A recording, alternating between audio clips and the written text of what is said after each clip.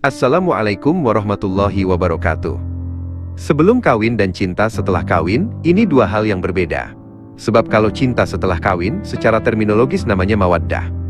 Iya kan? Tetapi kalau cinta sebelum kawin itu depend on, tergantung hubungannya. Kalau baru sekadar simpati, namanya al-wudu.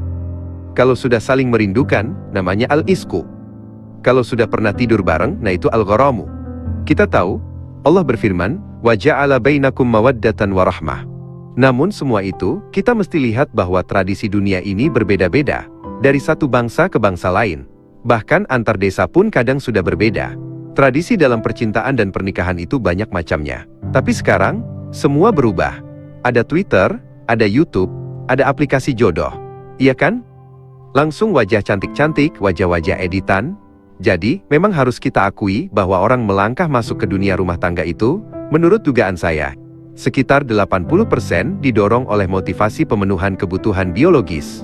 Proses hormonal, produktivitasnya sedang tinggi, hormonnya meluap. Jadi secara alami, seseorang memang membutuhkan pemuasan biologis. Dan setiap orang yang mau kawin, otaknya berimajinasi hal-hal yang indah-indah. Itu manusiawi. Tapi begini, yang saya anjurkan adalah, ketika kita mau menikah, cobalah motivasinya diperbaiki. Titik tolaknya harus betul. Sebab, walau bagaimanapun, tergantung hijrahnya. Man kanat hijratuhu lillahi wa rasulihi, fa hijratuhu ilallahi wa rasulih. Nah makanya indah sekali kalau kita berpikir begini. Kenapa tidak? Ketika kita menikah, diniatkan semata-mata untuk beribadah kepada Tuhan. Ada nggak yang menikah dengan niat beribadah? Sedikit sekali, iya kan? Tapi biasanya kalau sudah kakek-kakek sama nenek-nenek baru mikirin ke agama, janda, anaknya sudah gede-gede, umurnya 60 tahun. Suaminya duda, umurnya 70 tahun. Yang satu sudah menopause, yang satu sudah impoten. Nah itu betul-betul niatnya ibadah. Kalau benar kawinnya benar-benar karena Allah. Kalau yang muda-muda seperti Anda, nggak percaya, pasti masih ada imajinasi yang bermain. Nah tetapi, kalau kita masuk ke dunia pernikahan dengan niat ibadah, percayalah, apapun yang terjadi nanti, Anda akan siap menghadapinya. Dan Anda tidak akan kecewa. Karena niatnya ibadah. Tapi kalau niatnya cuma kebutuhan seksual, kebutuhan biologis, ya begitulah, namanya juga manusia, nikmatnya cuma seuprit, bebannya segunung-gunung. Jadi, pertama-tama, motivasi itu dulu yang harus diperbaiki. Titik tolaknya harus jelas.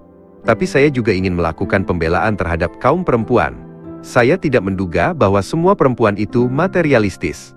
Buktinya, perempuan Indonesia itu luar biasa ideal. Betapa banyak perempuan di negeri ini yang tidak dinafkahi oleh suaminya. Tapi apakah mereka minta cerai? Tidak. Mereka rela jadi pembantu di Arab, di Jepang, di Cina, demi mempertahankan rumah tangga. Dan mereka tidak pernah menuntut cerai. Jadi saya kira, masih banyak perempuan yang sebenarnya bukan uang yang mereka cari. Mereka hanya ingin perhatian, kasih sayang, perlindungan, dan kenyamanan dari suami. Saya pernah tanya satu perempuan, kok kamu cerai dari suami yang kaya, terus kawin lagi dengan orang miskin? Dia jawab, sekarang saya merasa jadi manusia. Dulu, saya seperti babu di rumah mertua. Sekarang saya dihormati. Jadi artinya, perempuan itu lebih banyak mengharapkan perhatian dan kasih sayang, dibanding uang. Percayalah, kalaupun ada keributan karena uang, sebenarnya itu hanya kamuflase. Awalnya dari kejenuhan, dari kebosanan. Lalu obsesinya dialihkan ke masalah nafkah, seolah-olah itu akar masalahnya. Karena, yaitu tadi, mungkin karena bosan. Tiap hari wajah itu lagi, suara itu lagi, tingkah itu lagi.